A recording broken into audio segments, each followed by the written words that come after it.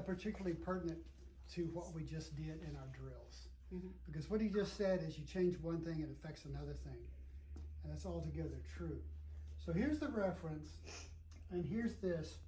And this is not an easy painting to paint. No. There's a lot going on.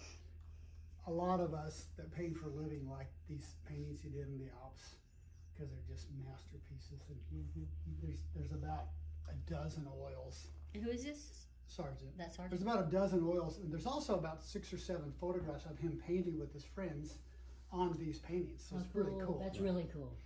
But anyway, some of the things that are going on. Let me talk a little bit of an overview. He did this upper portion really early on. He did it really well. This is pretty darn close to here. There's some subtle little shifts we can make with glazing, but it's close enough that we can let that go and proceed down in here. Now, I want to talk about this area in here and in here. Did you try that little thing I showed you? Okay. So you can make a little thing where you cordon off. You make a little gray circle with a hole, and you can just look at that area. And you have a corresponding little hole down here, so you isolate those parts. And we did last week, we made up that little palette for you. Yeah. So what's going on now, I didn't want to talk about values, but we are having values foisted upon us here. Do you see how the value on this potato rock is darker than it is here? Our values get a little out of whack. And what's interesting to me watching you paint in the last 4 or 5 paintings is you waltz through those without much trouble, value-wise or otherwise. Right. But there's something about this one that's hanging you up, which I don't quite understand. Yeah, well, what I realized is there is a darkness that goes here and it sort of stops. There is light and then it picks up that darkness again. And so it's like when you're trying to get there, it's like you lighten this up and you try to darken this, and then all of a sudden it's out of whack, and then you go back and the trick, the solution is you make your decisions from back there. Right. And if you guys will stand back there about 8 or 10 feet from your reference and from your canvas, if you just stand there and do exactly what you guys are doing right now, you don't touch a paintbrush. You just scrutinize, you just stand there and you go from painting to reference, and you move your eyes back and forth.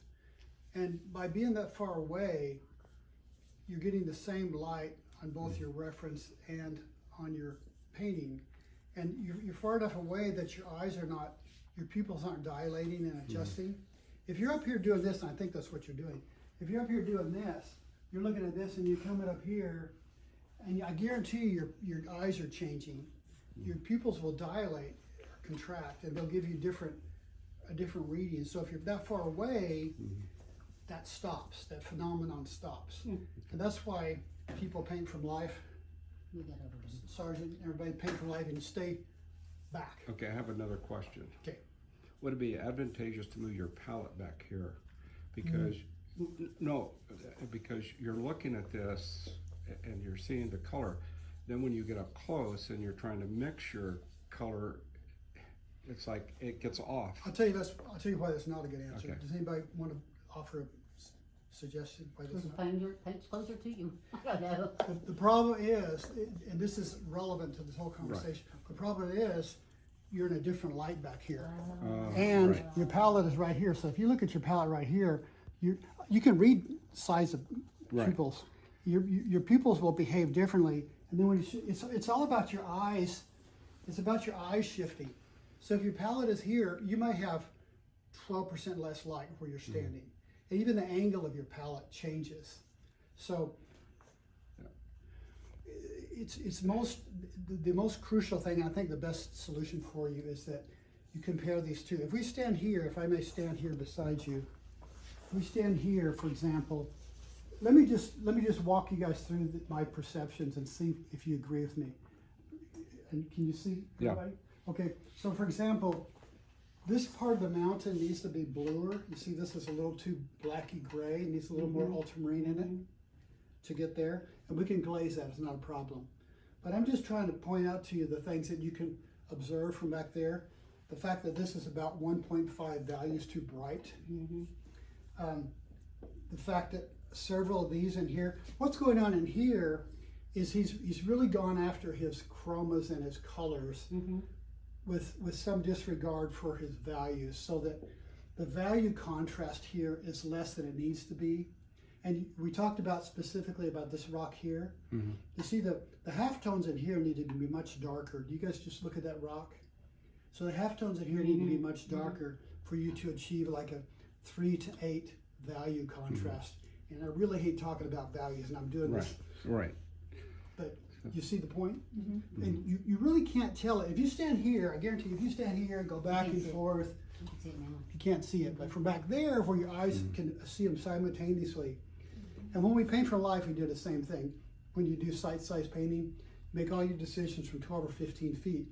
And sometimes when you get almost done with your painting, especially painting from life, especially if you're getting tired, you can't differentiate your painting from the subject. And that's when you're about done. You get your values, everything is the same. But have we talked about sight size? If you were, say if you were painting a still life, you set up your still life right here, same size as your painting. You stand back there and you simply go, you literally go back there, you make your decision, you come up here and you play and go back there, you adjust, you go back there again. And pretty soon, this looks just like your still life setup. It's magical. It's a great exercise. And because we're only here for 3 hours at a time, it's hard to do that. But if we had a permanent studio where you could go home, come back the next day, and your setup would still be there, that's what we would do. That's the sort of thing we do at workshops, is where we have a model or something constant for 4 or 5 days, we can do that. But so I hope that helps. He was very generous to let us do this, because I don't usually do this to this degree, but I think it's especially helpful and especially pertinent to our little demo we did earlier, where the colors all look different according to what's adjacent to them. Thank you. Thank you, Tim.